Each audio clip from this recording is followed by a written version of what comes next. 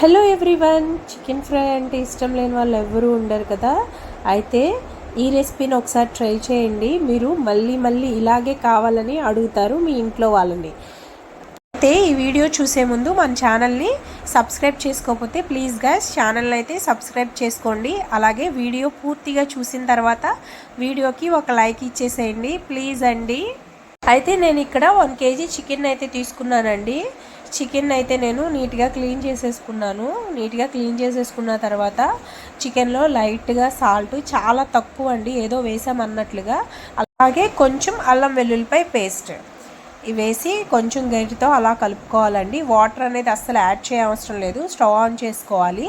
అయితే చికెన్ నుంచే వాటర్ వస్తాయి, ఆ వాటర్తోనే చికెన్ పీసెస్ అనేవి మంచిగా ఉడుకుతాయి అన్నమాట. ఎటువంటి వాటర్ అనేది మనం అస్సలు యాడ్ చేయకూడదు, ముక్క అనేది చక్కగా ఉడికిపోతుంది. అయితే కొంచెం ఆయిల్ కూడా యాడ్ చేసుకోవాలండి, ఎందుకంటే చికెన్ పీసెస్ అనేవి గిన్నెకి అతుక్కోకుండా ముక్క ఇదవకుండా ఉంటాయన్నమాట. సో కొంచెం ఆయిల్ అనేది కూడా యాడ్ చేసుకోవాలి. చూసారా చికెన్ అనేది ఎంత చక్కగా బాయిల్ అవుతుందో, చక్కగా ఉడికిపోతుందండి. మనం ఎటువంటి వాటర్ అనేది కూడా యాడ్ చేయాల్సిన అవసరం ఉండదు. ఈలోపు చక్కగా ఆనియన్స్ని ఫ్రై కోసం కాబట్టి స్లైసెస్గా కట్ చేసేసుకోవాలి. ఈలోపు చికెన్ కూడా చక్కగా ఉడికిపోయింది కాబట్టి ఒక కడాయి పెట్టుకొని ఫ్రైకి సరిపడా ఆయిల్ని అయితే వేసుకోవాలి. ఆయిల్ అనేది హీట్ అయిన తర్వాత ఆనియన్స్ని మనం ముందుగా కట్ చేసి పెట్టుకున్న ఆనియన్ స్లైసెస్ని అయితే ఆయిల్లో వేసేసుకోవాలి. చక్కగా బ్రౌన్ కలర్లోకి రావాలండి. ఆనియన్స్ అనేవి చక్కగా మగ్గిపోవాలి. మగ్గిపోయిన తర్వాత మనం అయితే ఆనియన్స్ మగ్గడానికి కొంచెం సాల్ట్, పసుపు వేసుకోవాలి. సాల్ట్ వేసుకుంటే ఏంటంటే ఆనియన్స్ అనేవి త్వరగా మగ్గిపోతాయి, త్వరగా ఆనియన్ అనేది కుక్ అయిపోతుంది అనమాట. అలాగే నేను కొంచెం పసుపు కూడా యాడ్ చేసుకున్నాను. అండ్ ఫ్రై కర్రీస్ ఏదైనా కానీ కరివేపాకు ఫ్లేవర్ అయితే చాలా బాగుంటుంది. నేనైతే కరివేపాకు కూడా కొంచెం యాడ్ చేసేసుకున్నాను. చూడండి ఆనియన్స్ అనేది బ్రౌన్ కలర్లోకి వస్తున్నాయి కదా, చక్కగా మగ్గిపోవాలి అలాగా. చూసారా ఆనియన్స్ అనేది చక్కగా మగ్గిపోయి ఆయిల్ అనేది పైకి తేలుతుంది. ఇప్పుడు నేను అల్లం వెల్లుల్లిపాయ పేస్ట్ అనేది అయితే యాడ్ చేసేసుకున్నాను. అల్లం వెల్లుల్లిపాయ పేస్ట్ అనేది పచ్చివాసన పోయేంత వరకు కుక్ చేసుకొని ఆ తర్వాత ముందుగా మనం పెట్టుకున్నాం కదా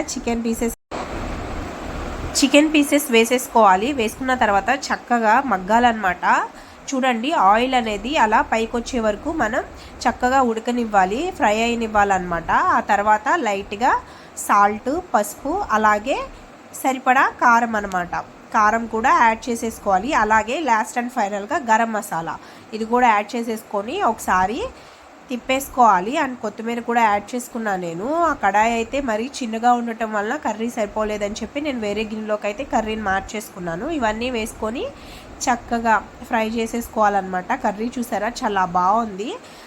ఉప్పు, పసుపు, కారం, మసాలా, కొత్తిమీర అవన్నీ వేసుకున్న తర్వాత ఒక 5 minutes ఉంచి స్టవ్ ఆఫ్ చేసుకోవచ్చు. కర్రీ అయితే రెడీ అయిపోతుంది. మా పిల్లలకైతే చాలా బాగా నచ్చిందండి. టేస్ట్ అయితే నిజంగా చాలా బాగుందండి. నిజంగా టేస్ట్ అయితే చాలా బాగుంది. మా పిల్లలు చాలా ఇష్టంగా తిన్నారు.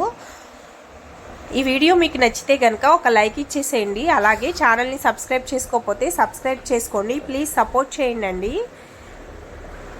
ఇంకా మంచి వీడియోస్తో మీ ముందుంటాను. Bye guys.